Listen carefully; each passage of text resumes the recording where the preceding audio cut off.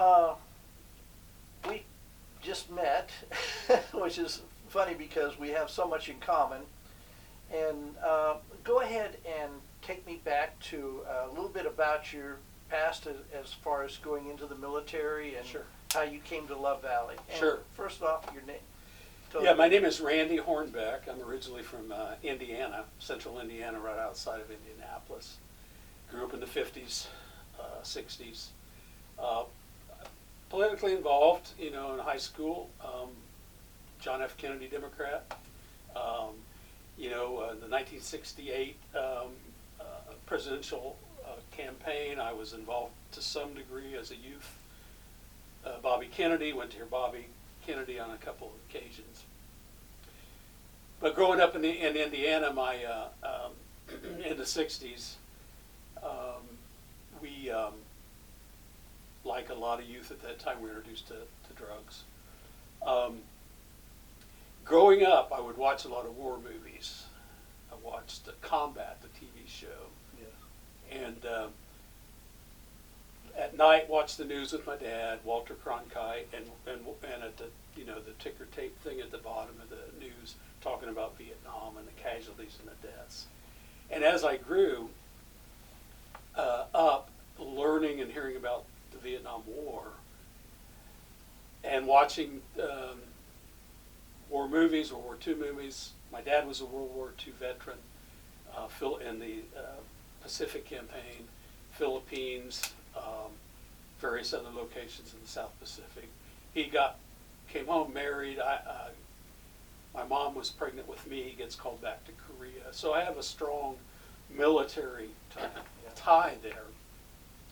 So I grew up wanting to go to Vietnam. And this is quite a dichotomy in me, because I grew up wanting to be a warrior, wanting to be a fighter. But at the same time, as I'm getting a little bit older, 1968, a lot of things going on, the drug influence. And I remember getting a magazine, and the cover was about Haight-Ashbury in San Francisco. And I remember reading that magazine about the hippies. And I was like, wow. And so a big part of me wanted to go in the military and become a warrior. Another part of me was being drawn to this idealism of the hippie culture of the 60s. So, came from a broken family, and so I was drinking a lot in high school, doing drugs in high school. So anyway, I graduate, I join the Army, get stationed at Fort Bragg, 82nd Airborne, went through jump school. So I'm there at Fort Bragg, and Vietnam's still raging, and I volunteered to go to Vietnam. So wrote my congressman, and sure enough, within 6 months, I had orders to go to Vietnam. They gave me a specific date. I was going to clear post and get shipped, to Fort Ord, California, get shipped to Vietnam. I go on the date. I show up at battalion headquarters on the date they gave me. I was going to clear post. That's the terminology for taking care of your paperwork there and going on your leave and then getting shipped to Vietnam. Well, I go to clear post and they tell me, good news, Hornbeck, your orders have been canceled. President Nixon wants to start a drawback. So I was disappointed, but at the same time, I was also getting drawn into the anti-war movement. The culture, the drug culture at Fort Bragg. There were a lot of drugs there. I mean, not just marijuana, hashish, psychedelics, but heroin was really bad. Guys coming back, guys that I knew and were my friends, were coming back as heroin addicts.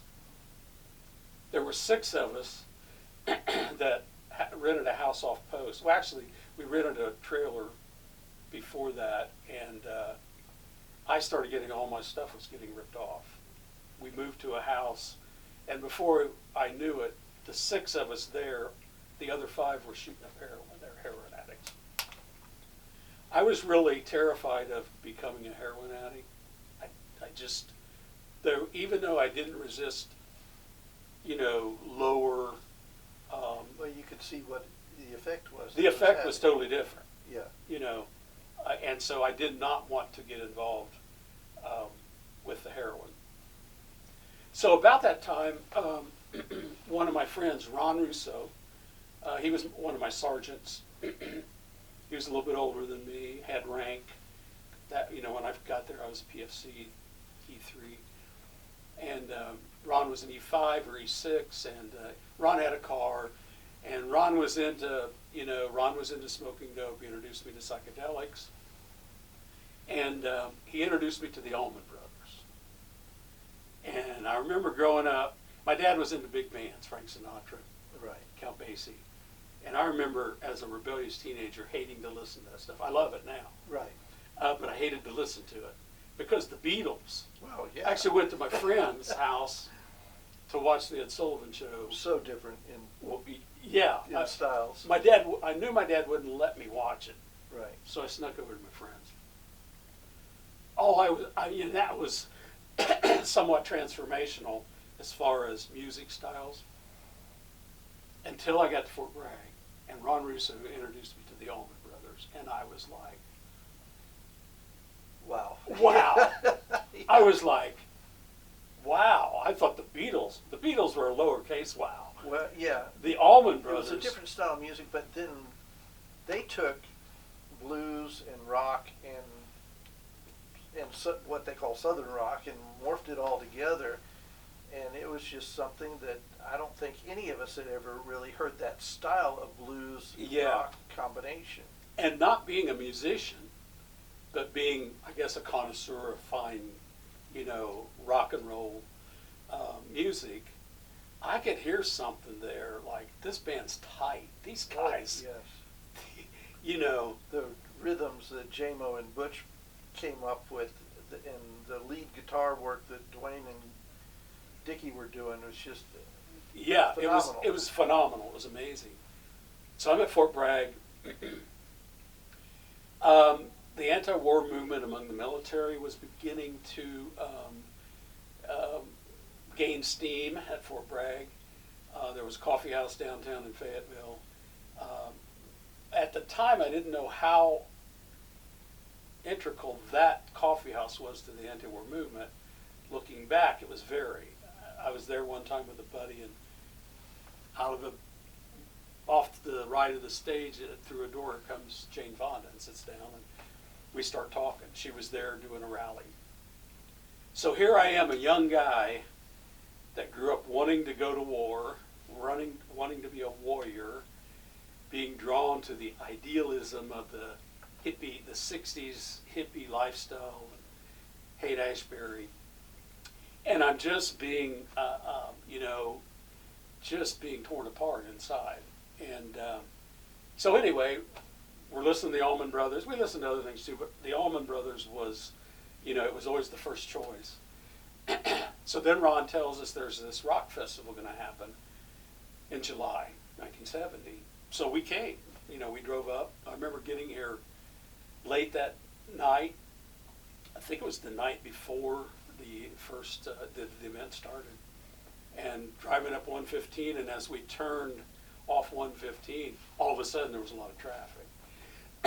So, that was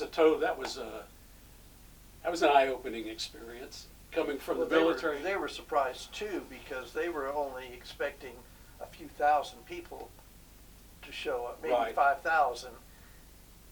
And I've heard so many different numbers thrown around, but anyway. It was a full house. It was a full house. It was big. Woodstock had happened just before I went in the Army in August of '69. And a buddy had said, let's go to Woodstock. And I'm like, I'm going in the Army in like 10 days. Right. So anyway, missed Woodstock, hear about Love Valley.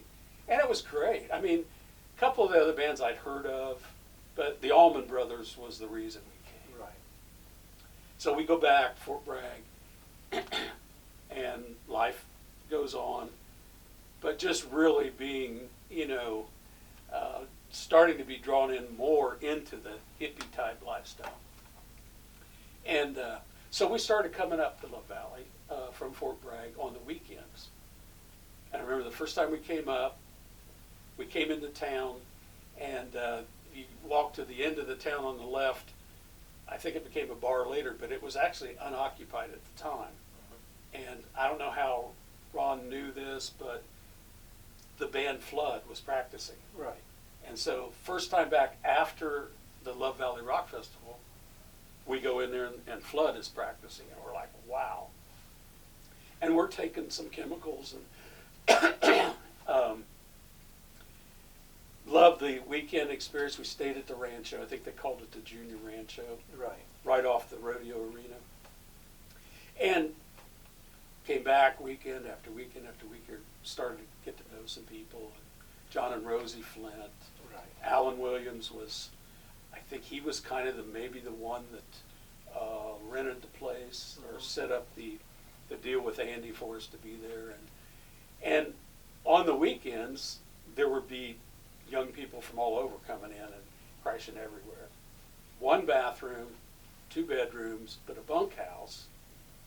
I don't know, 12 or 14 people could stay in the bunkhouse. And so we would stay on the weekends, and it was interesting. You hear about stories about how hippies treated the military back then, and because of the Vietnam War. It wasn't like that at all, in my experience. Yeah. We were 82nd Airborne paratroopers coming up on the weekends, enjoying, you know, a wannabe hippie lifestyle, I guess. Right. And everybody there I remember John and Rosie being Rosie would cook rice and cheese, and it tasted great. But so yeah, I just kept getting drawn into that more and more. And at one point, it was in late February, we were up here, and came time to go back, and I'm like, I'm not going back. And they were like, oh, okay. So basically what I did was I went AWOL. Right. And I don't know if you know this, but there were several AWOL soldiers in Love Valley. Oh yeah. In those early years.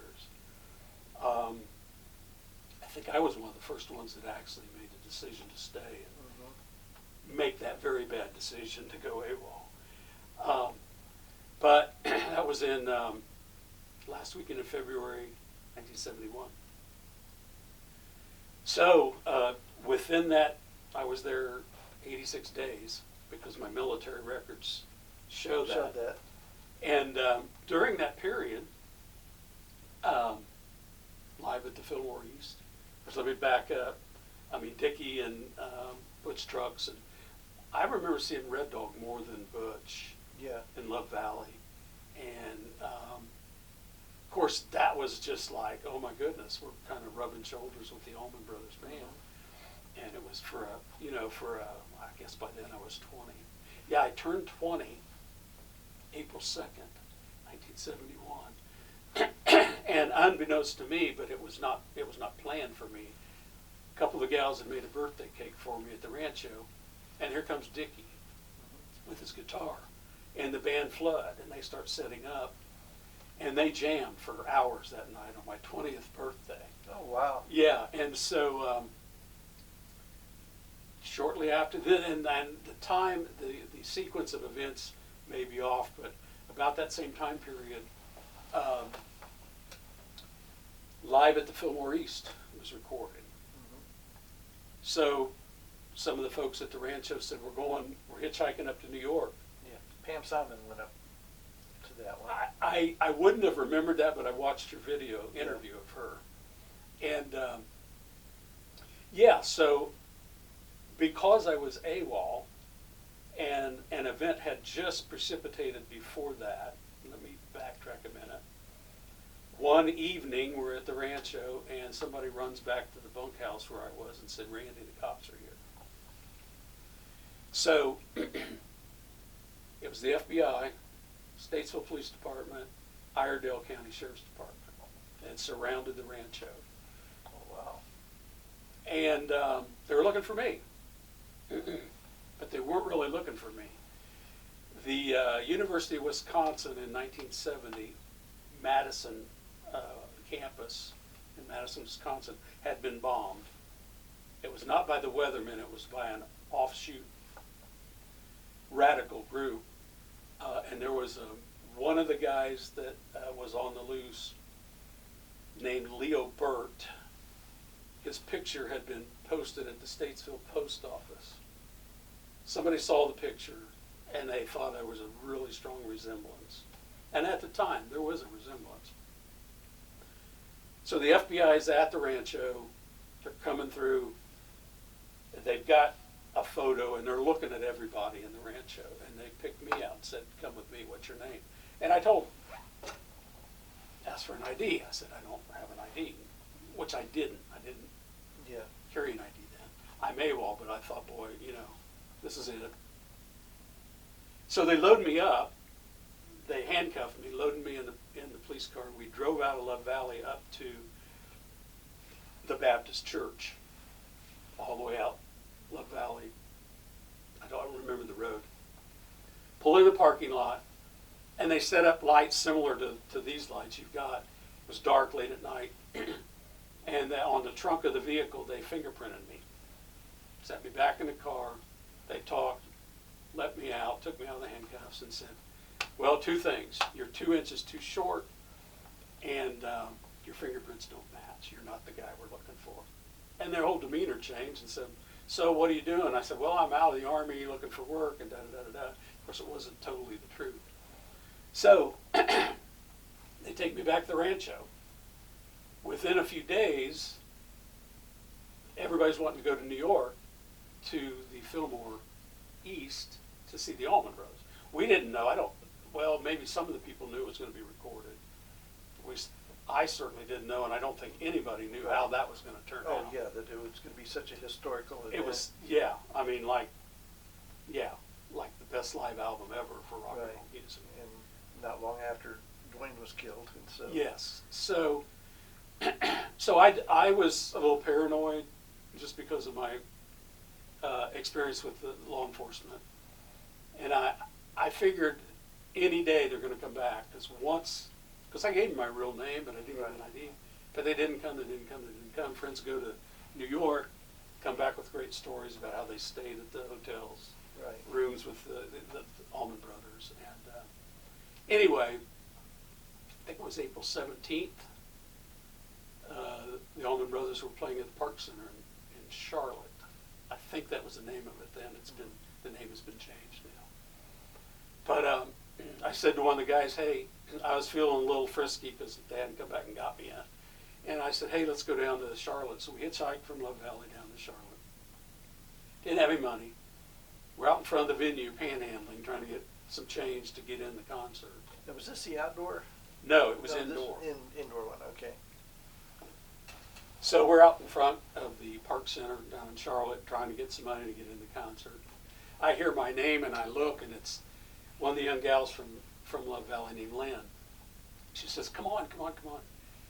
So we went to the back, and there was a lineup of about a dozen people from Love Valley. And Red Dog was at the door, and Lynn says, "We're going to get in free." And so I remember somebody from the event, I don't know if it was a manager or somebody that represented I don't know if it was the promoter or the event manager, but I remember him saying, we're not letting this many people in free. And I remember Red Dog saying, "You want a concert or not?" And and I was like, and he's like, "All right, come in. Just you guys, Yeah. And so we got in, went directly to the stage. As you're looking at the stage to the right. And, they're just setting up and starting to do a little bit of sound check. And Lynn takes me around and introduces me to everyone. Dwayne, Greg, Dickie, Dwayne, J-Mo, Butch, shook hands, and I'm like, this is surreal. Yeah. This is totally surreal. And so we sit there and we enjoy the whole concert, and great, just unforgettable, unbelievable. And so at the end of the concert, Red Dog comes over and says, "Okay, guys, you got to earn your keep. You're going to be a roadie for the day." And so my 15 minutes of fame, and I've told this story before to any Allman Brothers fan. I said I was a roadie for the Allman Brothers. Like, you're a roadie? I was like, for one evening. And so we helped tear down. We helped. They did all the intricate Right. detailing and putting the stuff away. We just carried the, the carts, the boxes, Right. and everything out to the. They had a box truck out back and loaded it up. Well, in those days, they had a lot less personnel, and they needed those extra hands. Yeah, and There was so a lot of equipment even back then. yeah, we were there for quite a while that night, and it was well worth it. Mhm. I mean, well worth it. So I get my honorable discharge, living in northern Minnesota. Met my wife. We ended up moving back to Indiana, where I was originally from. She's originally from Columbus, Ohio. And whereabouts in Indiana? Anderson, Indiana. Anderson, It's just okay. northeast of Indianapolis. Born and Okay. raised there. County is in Fort Wayne, Madison County. Right. So we end up back in Indiana, and as I'm sharing my story with someone, I realized, the military had mercy on me. The federal government had mercy on me. I had made a commitment for 3 years, and I ended up shorting that commitment. And so I joined the National Guard. So you should have seen the recruiters when I show up with an undesirable discharge, a pardon from President Ford, a amnesty discharge, and an honorable discharge, and they're like, we have no idea what to do with you. What category do we play? Exactly. Yeah. So they did all the paperwork, and I went back in. Of course, I had my rank, Mm-hmm. and I fulfilled my commitment to Uncle Sam Well, congratulations. by going into the National Guard. So about the same time, I met, a friend of mine who was on the Sheriff's Department, and I'd met a couple of guys in the Guard who were on the Sheriff's Department, Madison County, Indiana Sheriff's Department. And my dad had been on that department. And so my friend's like, you should apply. There's some openings. Presented it to my wife, and she's like, I don't want you to be a police officer. No. So I respected that, and I'm like, okay. About a year later, she says, I know you're still pondering that, and I know that's a real desire of your heart to follow, after your dad's footsteps. And to me, of course, with my history in the military, I'm like, I'm going to be honest. I'm not going Right. to hide anything. Right. It's all open source, information. And so I ended up applying. She was like, I'm for you. I'll support you 100%. Applying, get on, did great in the interview, did great in the testing, the physical. Back then I was a few pounds lighter. And so I Me did too. did really good. And I got hired. So I spent 20 years. Do you remember about how old you were when you joined? Yeah, I was 34. 34. Because the issue was the 35 was the cutoff date in those days. Did you have that here? No, and I'm glad because I came in at 39. So, yeah, and I knew that was running out when I initially, proposed the idea to my wife, and she was resistant. And I'm like, I'm not going to do it if she's not behind me, So I was 34, and I just made the cut, and a lot of the guys were getting on at 21 years old. Oh yeah, just about everybody. Yeah, and so my friend who had kind of recruited me, he was old also. He was a year older than me and had been on for a year. And so we kind of set a standard at the Sheriff's Department then. We had a lot of feedback from other officers and administration that, hey, we might be learning something here, that hiring somebody in their 30s might be a better idea than hiring in their early 20s. Yeah. And Well, you've got life's experience. life experience. You can't. Yeah, I would, at 21, I would not have Yeah. been a good police officer. No. And so I had a great career. For 16 of those years, I was a SWAT operator on the SWAT team, because they looked at my military background and, brought me onto the SWAT team. 7 years, which was the most fun experience of my law enforcement career, was being canine handler. Oh, excellent. I was the very first canine handler for Madison County Sheriff's Department in Indiana. Gosh, they brought K9 on, and it just made such a world of changes with being able to track people and Yeah. drug task force. So my expertise, my dog was a tracker, Mhm. patrol dog. The city, about the same time, a few months earlier, they started a program, and they had a drug dog. So we worked hand in hand. We trained together, good friends. Steve Stoops, he went on to be at Fort Bragg and trained all kinds of special operators in canine and would deploy with them. But he and I were starting out together and just learning to be canine. For narcotic searches, he would get the call, and for man searches, I would get the call. And I preferred that. I mean, there's something about searching for a fleeing person that gets your adrenaline pumped. There was some pushback among the rank and file at the sheriff's department.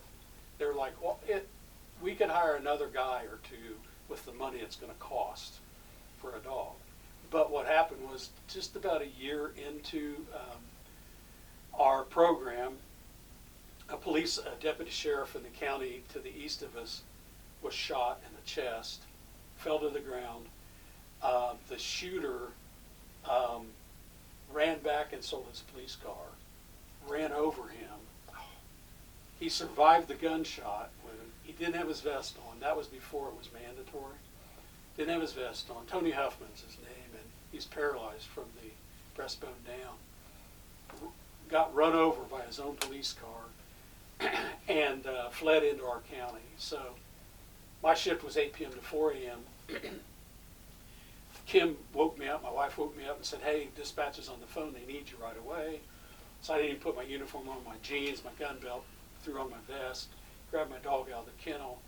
And it was only about 3 miles from my home where the perpetrator had fled into our county. There's a police pursuit. He crashed the vehicle, ran through a field into a wooded area, and it was a housing development. It was an upper end housing development. It was the first day of school, late August. Kids were coming out to get on the school bus, and this fleeing felon who just shot a cop, ran over him with his own police car, is now in the neighborhood somewhere, or at least ran through the neighborhood. So as you know, being on scene of those things that can be very hectic, multiple agencies, we didn't have radio communication, and things were just the worst possible hectic scenario. And very hectic. So I'm there. I hear the radio traffic where the farmer saw him run in. So they're wanting me to come all the way over there, which was quite a ways. But we knew he entered in. Right, so you have to start a track. I didn't want to waste time going there. I wanted to know where he entered and start a track. Right. So that's what we did, and within minutes, boom, boom, and into the wooded area, and it was raining. It had been raining all night. It was terrible weather, and I could see down in the culvert.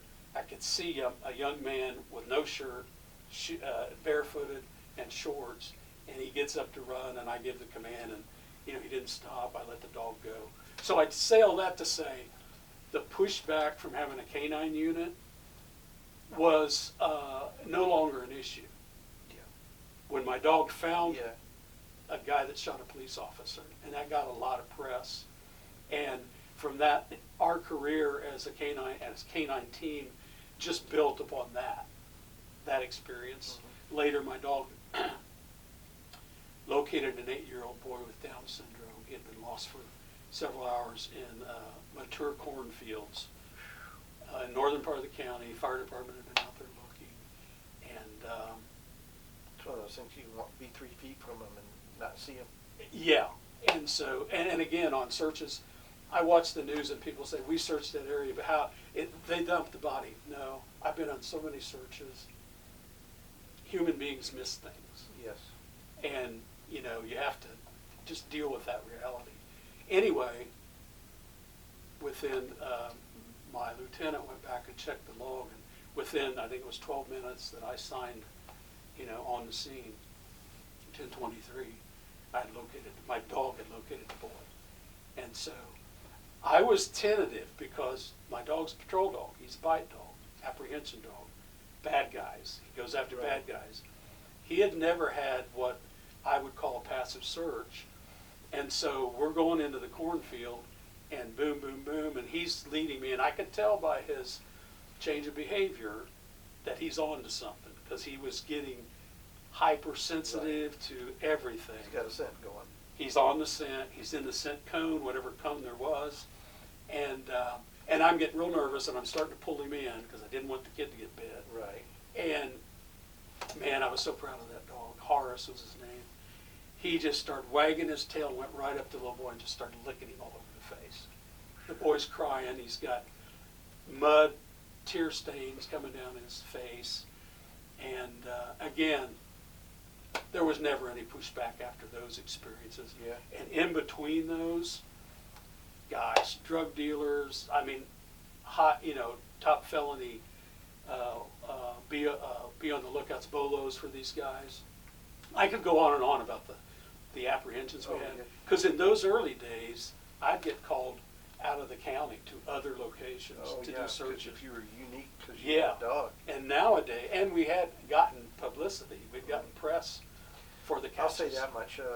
We've had a lot of cooperation over the years between different agencies. If you didn't have one available and you had a serious search going on, another agency would step in. Exactly, yeah.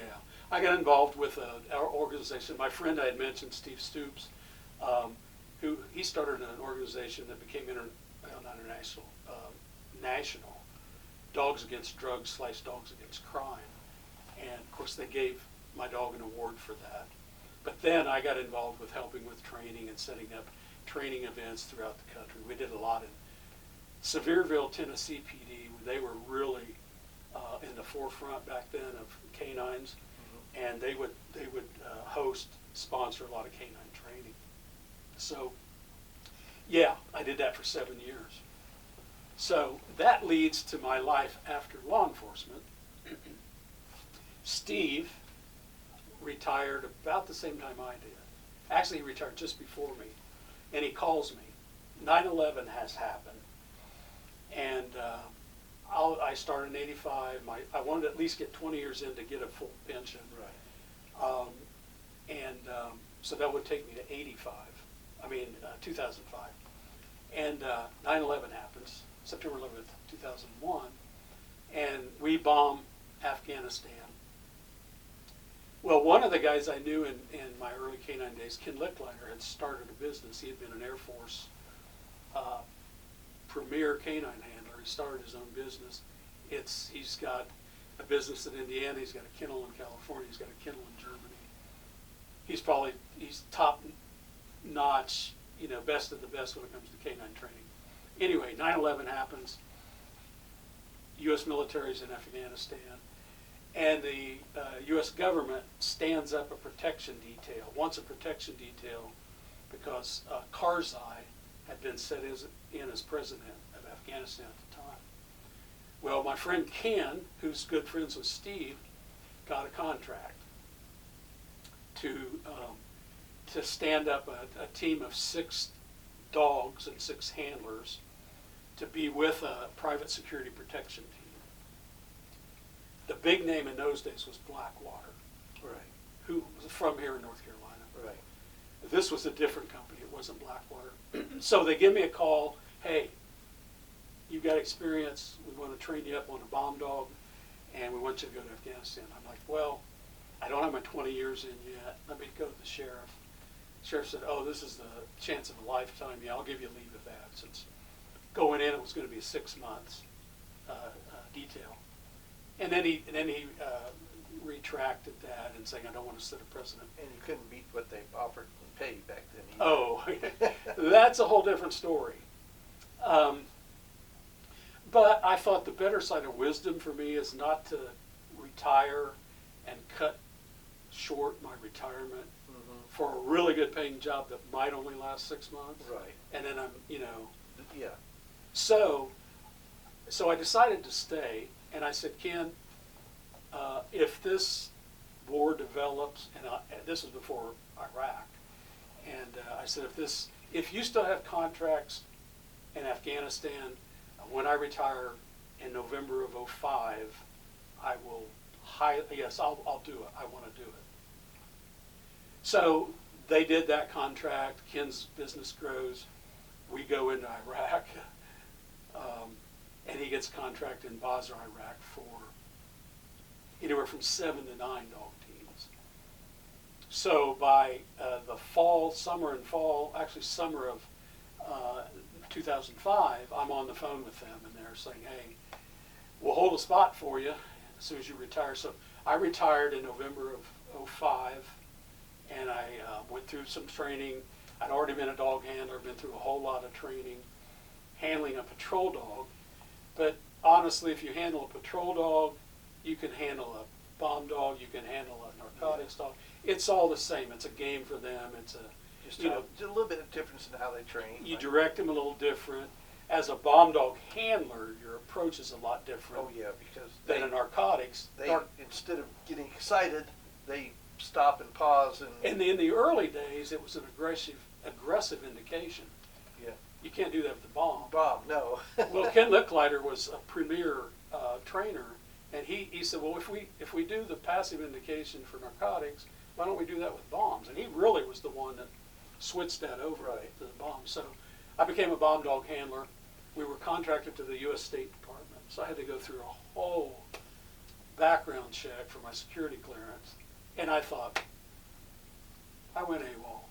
I have an undesirable discharge. I have an amnesty. Yeah, I have an honorable. They looked at the bottom line. Yeah, and for the first time, in that it was almost like a full ream of 8.5 by 11 paper. There was a place that asked specifically, have you ever had a discharge other than honorable? And I'm like, I told my wife, I said, well, can't lie, not going to lie. It's not, not my character to lie. So I told the truth. They wanted a couple of paragraphs on, if you have, explain. Mm-hmm. So I went through the whole explanation just like I've done with you today, Ken. And I got the clearance. I went to work for the State Department. And well, honesty is one of the most important characters they're looking for. Exactly. And by then I knew that. Mm-hmm. And to me, as much as I wanted that job, it was more important to me to be able to look in the mirror and go to sleep at night with a good conscience, not lying about and making it look like I was some, great special operator with the 82nd Airborne. Well, I have a dirty background, but fortunately, God is a forgiving God, and President Ford and Carter were forgiving presidents, and both extended that mercy to me. And anybody who's been through their younger years knows that your opinions and your thoughts and thinking change. I became part of my job in law enforcement. I think it was the last 5 to 7 years. I was a trainer, training new guys, an FTO, field training officer, which I know you're familiar with that.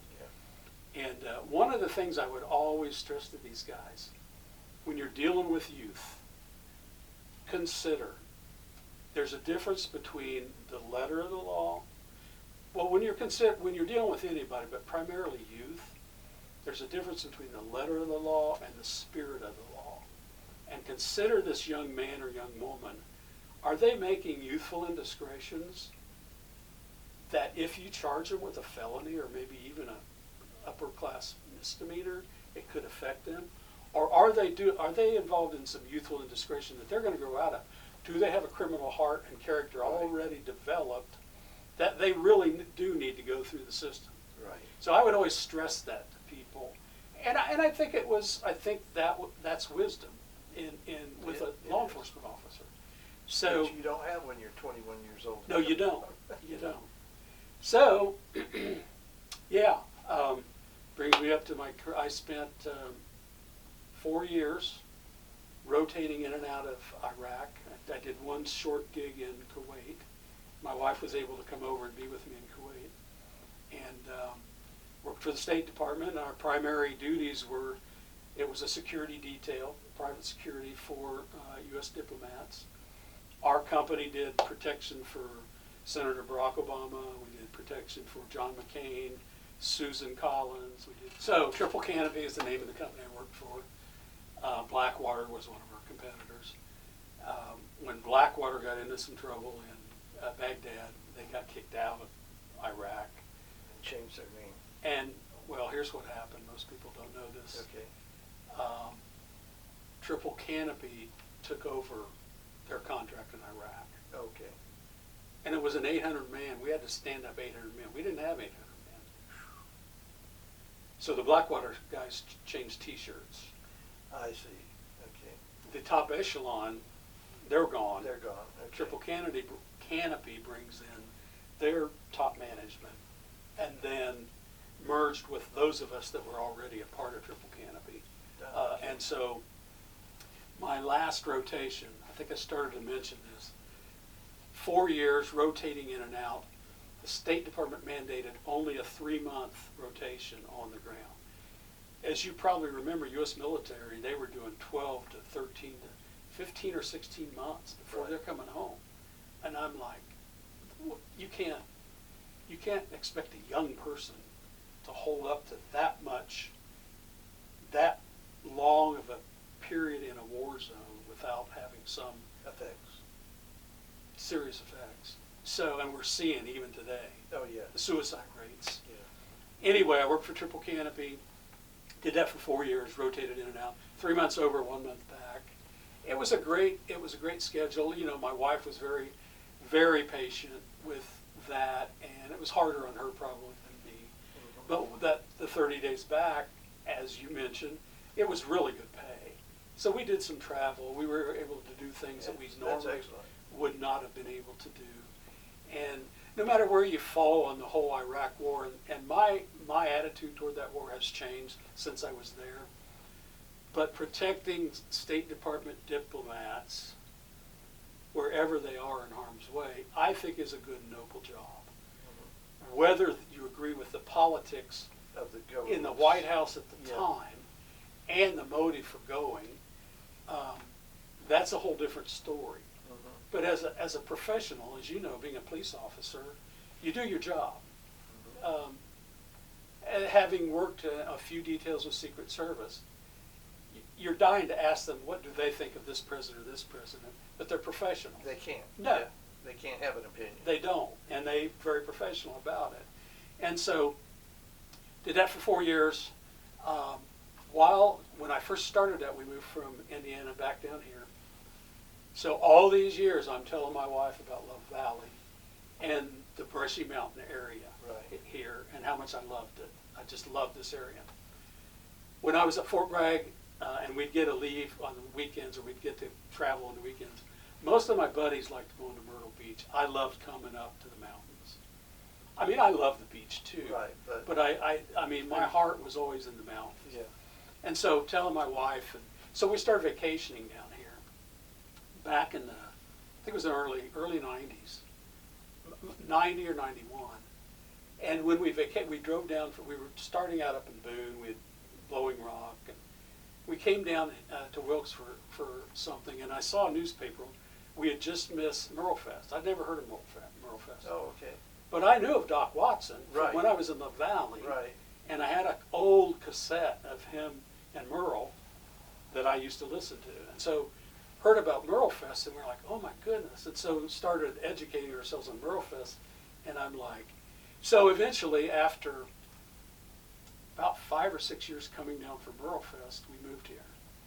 And we built a little log cabin in near Boomer, between Boomer and Moravian Falls up in Wilkes County. Oh, very nice area. And so ended up, probably we've been to 15 or 16 Merle Fest. Wow. Kim went to all of them while I was in Iraq. She would volunteer. I've only been to a couple of them. In my opinion, there was a shift when Doc passed away. Yeah.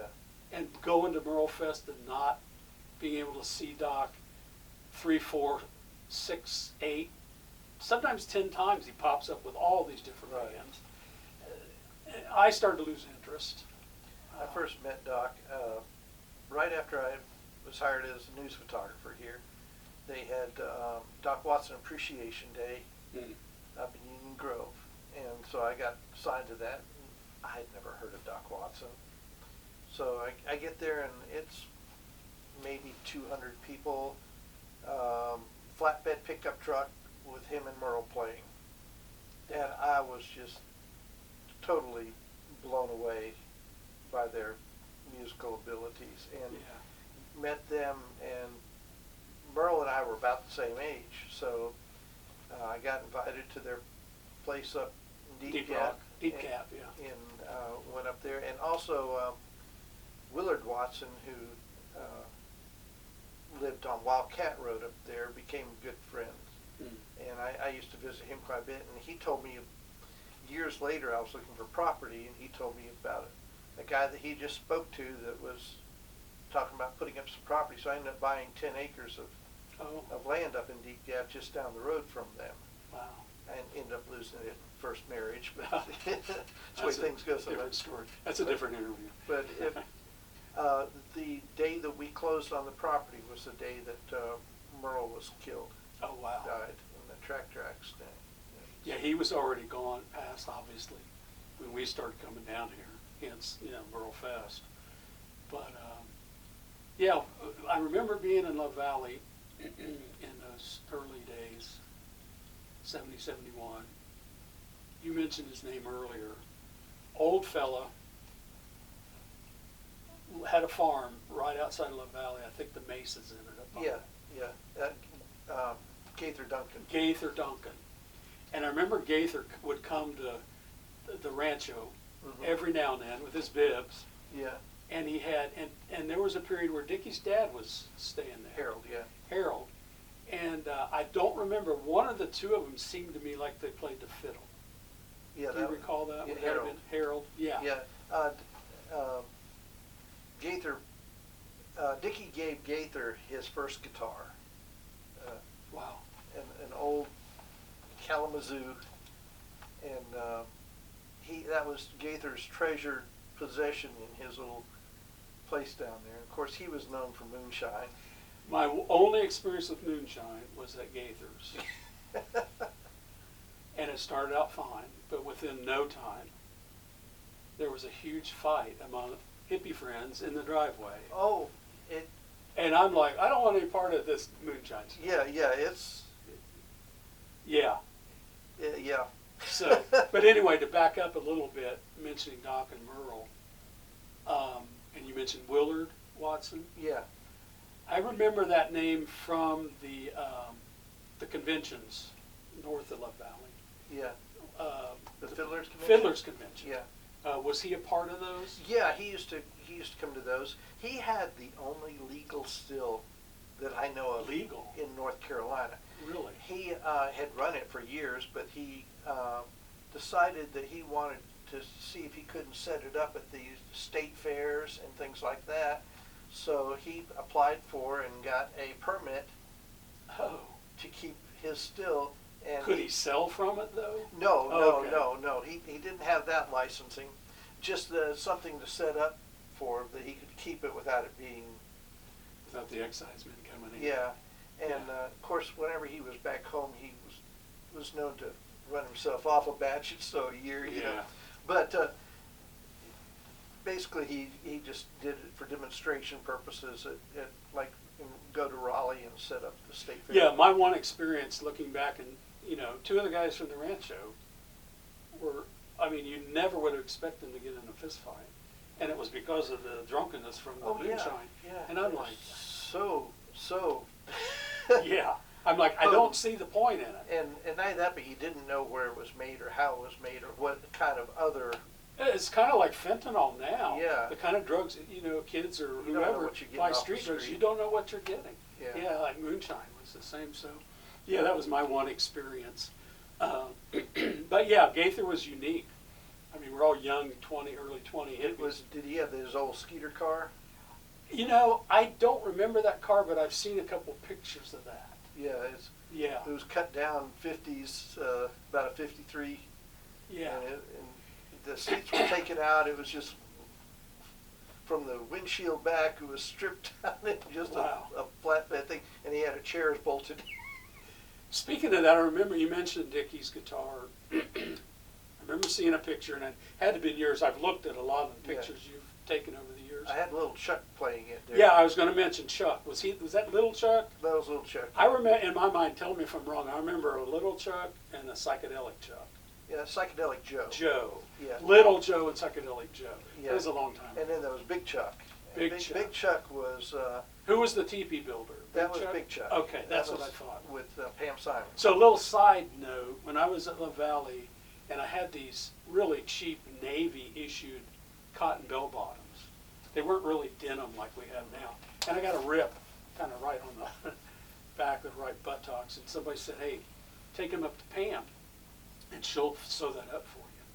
And so I took it over there, and she goes, yeah, I'll leave it for a couple days. And 2 or 3 days I went back, and she had not only patched that rip, but she had embroidered from that rip all the way down the front of very the nice. leg. Beautiful artwork. And man, oh man, whenever I wore those, people were like, where did you get those jeans? Right. And I would go, well, friend in Love Valley, She was a magnificent seamstress back Yeah, yeah. So, but yeah, that was and Chuck and Pam, and I don't even expect hardly any of these people to remember me because I was in and out, and in the short period. Now I did go back in 1977. This was before I got into law enforcement. Mm-hmm. Living in Minnesota, just had got out in 71 with the bad discharge, just had finally gotten my upgraded discharge in 77. And I wanted to come back for a visit. My wife and I were engaged. And I wanted one last kind of, independent fling, Right. not in any bad sense of the word, but I hitchhiked from northern Minnesota down. It was a time to find yourself. Yeah, and so had my big backpack. I'd spent the night up in northern Wisconsin off the side of the road, and stopped in Indiana, visited my dad for a couple of days. He took me out to Indianapolis to the interstate.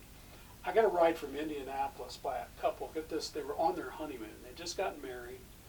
They were going to the Outer Banks for their honeymoon. Honeymoon, yes. So and so I traveled from I-40 in Indianapolis to 40 and 115 in Statesville with one ride the whole way, and they dropped me off. So that was it was either the spring or the summer of 77, and so I went ahead and mostly walked, but hitchhiked on up to Love Valley, and I go walking into Love Valley, and the whole town and pouring out of the town were nothing but Harley Davidson motorcycles. The outlaws. Motorcycle. They all had their colors on. Yeah. And I was a little tentative, and I'm like, well, I'm not really scared of them, Yeah.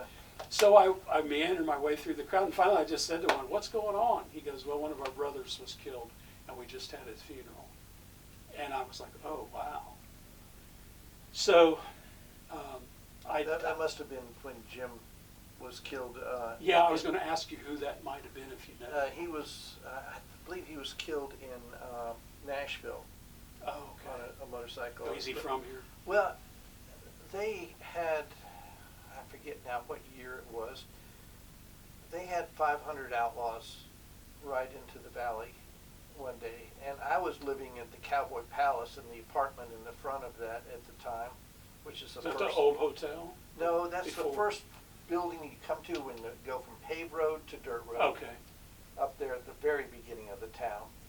And there was a bar on the back side of it and an apartment up front. And Lewis and I were living up there. And all of a sudden the whole front of the place was windows, and they started going boom. Wow. And then all of a sudden And it wasn't a bass, it wasn't No, flood playing. No, it wasn't. And we started seeing them 2 by 2 coming up the hill, and I could still see them going around the turn down at the bottom there as they were going by us. Do you know if that was in 77? I think it was more like maybe 75, something like that. So I know this And was so 77 because what happened was after they all left, 2 of them decided to stay. Hmm. And the 2 that stayed actually ended up becoming town marshals for a while. Oh, really? Yeah. Interesting. And Richard was the town marshal. And, Yeah. and he was stepping down. And one of the guys they called Chains was 2nd or 3rd place, something like that, in the nation for fast draw. Really? He, Wow. He was incredible. But he also was a biker, and of course, after about 6 months to a year, something like that, the state found out that they were serving as town marshals and put So an nix to that. definitely they weren't state sanctioned. No, they had not been vested or anything. So what, Andy just appointed them as marshals? Yeah. Yeah. Wow. And so Yeah. it was a unique period of time. Right. But they stayed anyway, and then they were there for probably 3 or 4 years. And then I left in '76 and went back to Orlando, Florida. Okay. And during the time I was gone, apparently he had been killed in a traffic accident, and so they had a funeral procession through all the way from Statesville to the Valley.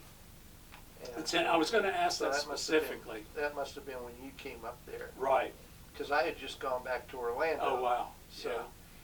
So, yeah, I didn't stay in town very long because I didn't want to, it was a little awkward. So, yeah, that trip in '77 was my first real time back to spend any time in Love Valley since '71. And I was mentioning I hiked up on Fox Mountain and was going to camp up there at a tent. And I was just going to spend some time, reflecting and meditating, praying, and seeking, direction. And on the way up to the top of the mountain, I got attacked by a dog, a wild rabid dog. oh no, rabbit. Fortunately, I had picked up a stick as a walking stick. There were no trails, so I'm like making my way through the underbrush Right. all the way up. And out of nowhere, this thing, it came growling and biting, and it actually got to the bottom of my pants. And I was able to fend it off, and I finally cracked it, with that walking stick, and it ran off. But I had planned to spend several nights up there. But after that experience, and then the first night, I heard coyotes all night long. Yes. And I'm like, okay, we got the bikers in town, we got the coyotes on the mountain. Let me go into Statesville and visit with Richard. So I hiked into town and visited with Richard. He had the bookstore by then. Oh, okay. And I was asking him a few people, and he gave me, I didn't know it at the time, but I thought I was going to visit John and Rosie, but I visited Rosie. They had already just split, apparently. And so, yeah, I felt really bad. I felt I was imposing. I didn't, Right. didn't stay there long. Just, she let me spend the night, and one of the guys in Flood, it was his girlfriend. Alan. The guy that played, I think he's passed away. He kind of was their roadie and played a drum set like you've got here. Okay. Tori. Tori, yeah. Tori, after he left here, went to the Allman Brothers, was down roadieing with them for a while and worked with Grinder Switch. And Oh, yeah. Is that Joe Dan Perry? And Joe Dan Petty, yeah. Petty. Yeah. So, yeah, those are some of the people I remembered from those days. And so, yeah, I reconnected with Dick and Mary Jo Crandall Yeah. back when we first moved. We visited the church over there where they go and spent time with Richard. And, yeah, so, that whole life, just having that Love Valley experience, and then It was an experience. maturing through that in the Right. era we were in, the Vietnam War, the anti-war demonstrations. What a long, strange trip it's been. Yeah, long strange trip. And it's just like, you watch the movie Forrest Gump, and you're like, I think I'm in the background there. You think, how could anybody go through that many changes in a lifetime? Yeah. But no, things were happening so fast in the 60s and 70s. And so, yeah, so that kind of brings me up to date. I've always wanted to, maybe it's because I'm getting older and I'm starting to reminisce about and trying to remember and document in my own mind Right. some of my experiences and just learn the history of some of the people I knew that influenced me. That's why I'm doing what, Yeah. what Yeah. I'm doing these days. It was a pleasure meeting Randy today. The similarities in our lives were kind of amazing, that we both lived in Love Valley in numerous times, but never at the same time. All of our friends seemed to be the same, and the fact that we would later pursue a career in law enforcement was also unique.